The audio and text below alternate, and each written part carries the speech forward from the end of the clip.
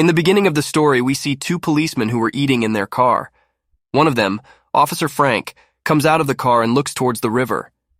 He spots a man forcibly taking a girl, holding a sharp weapon in his hand as if he's about to cut her throat.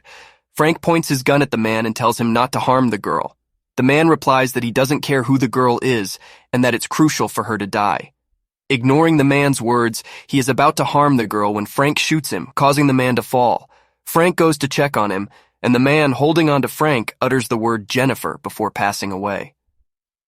Frank's companion arrives at the scene and questions him about the incident. Frank explains that he had to shoot the man to protect the innocent girl, even though he didn't want to take his life. Frank notices that the girl is frightened, so he picks her up. As he sees her face, he becomes frightened too, as her appearance is strange. While trying to untie the rope around her hands, the girl's nails scratch his hand, causing both of them to be scared. Frank decides to take her to the hospital. The next day, the sheriff questions Frank about why he killed the man. Frank explains that he did it to save the girl, suspecting that the man might have been a thief trying to rob her. However, the sheriff reveals that the man was homeless, once a businessman who faced misfortune in his business.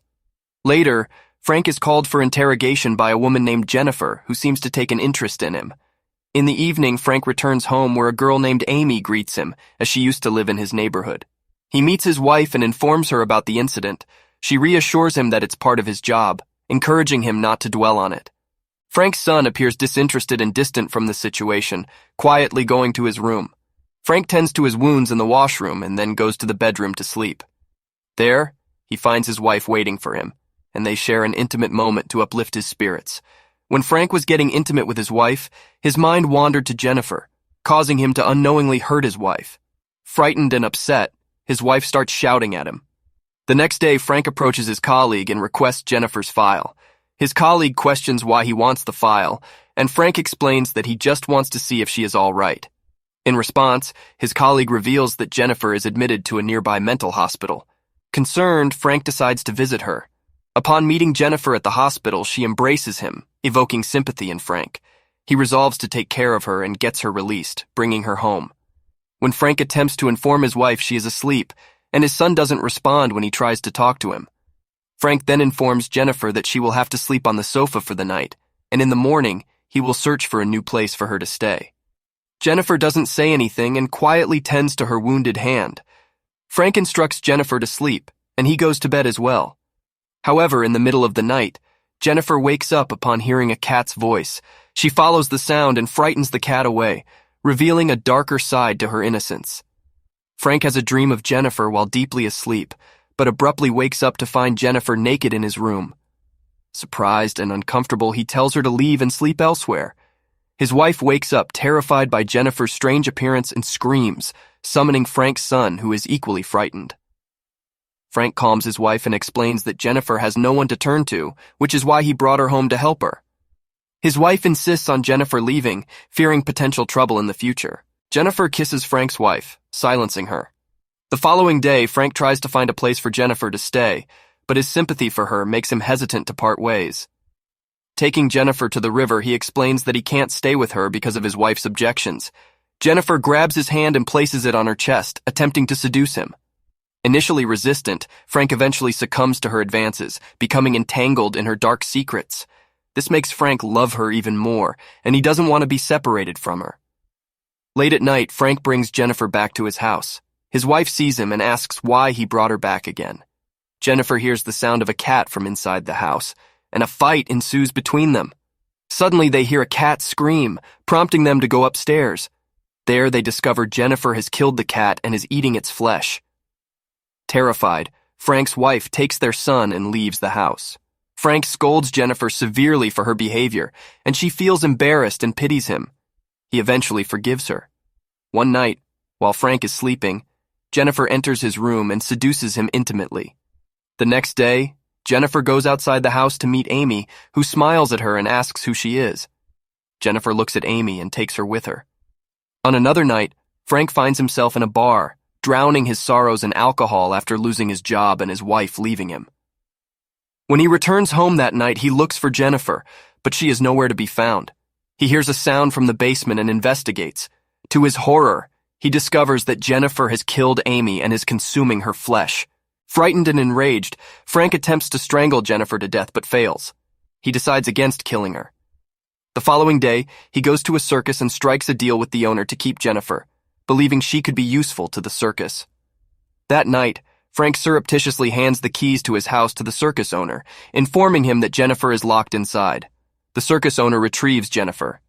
Meanwhile, when Frank returns home in the evening, Jennifer is gone, making him believe the circus owner took her away, relieving him of the tension. However, upon opening his fridge, Frank discovers the corpse of the circus owner inside. Jennifer had mercilessly killed him and consumed his flesh. Shocked and startled, Frank takes the corpse to a secluded spot and buries it. He resolves to take Jennifer far away to prevent her from harming humans. The next morning, Frank packs his belongings and takes Jennifer to his old cabin, situated in the middle of the forest. He informs Jennifer that they will now be living there, and he starts getting accustomed to the new living arrangement. Frank tells her about a nearby town where he plans to find a job and instructs her not to leave the cabin in his absence. Frank goes to a store in town where a man is needed. He speaks to the store's owner, who explains that they need a diligent worker. Frank is willing to do any job and secures the position. In the evening, he returns to his cabin after buying food and drinks, only to find Jennifer already there. The next day, while Frank is at work, he overhears the store owner's son asking for permission to go out with friends. However, his mother informs him that there is too much work to handle alone. Frank intervenes and offers to take over the tasks, allowing the son to enjoy the party. Delighted, the owner's son goes to the party. As Frank works with the woman, Jennifer observes them together and becomes jealous, thinking that Frank has developed feelings for the lady. Upset, Jennifer returns to the cabin. Curious about Frank's living situation, the store owner asks him where he lives. Frank fabricates a story explaining that he lives with his daughter in the cabin. He adds that his daughter is unwell, which is why she couldn't come with him. The store owner reassures him that his daughter will be fine soon. While Frank maintains his facade, the store owner's son attends the party with his friends. During the party, he sneaks away to the nearby jungle and encounters a mysterious girl. When he turns around to face her, it becomes evident that the girl is none other than Jennifer. After strangling the boy and seeking revenge from his mother, Jennifer disappears when Frank returns home. However, he hears some noises coming from the basement, prompting him to investigate. Shockingly, he finds Jennifer consuming the flesh of his wife's son. Filled with surprise and rage, Frank decides to kill Jennifer. He restrains Jennifer and takes her to the jungle to carry out his plan. As he is about to end her life, a hunter appears on the scene. The hunter misunderstands the situation, believing that Frank is torturing the girl. In response, he shoots Frank. As the hunter approaches Jennifer, Frank manages to utter Jennifer's name before passing away, as the old man had foretold in the beginning. The hunter is initially frightened by Jennifer's appearance, but as she touches his hand, he becomes entranced and feels pity for her. With this, the story concludes. Friends, not much is known about this monster, but in my opinion it resembles the 2016 movie Siren, which I have already discussed. You can find the link to that movie in the description. And with this, the movie comes to an end. If you enjoyed the explanation, please subscribe to the video, like it, and support the channel. This way we can stay connected for future videos. Till then, take care. Love you all, and goodbye.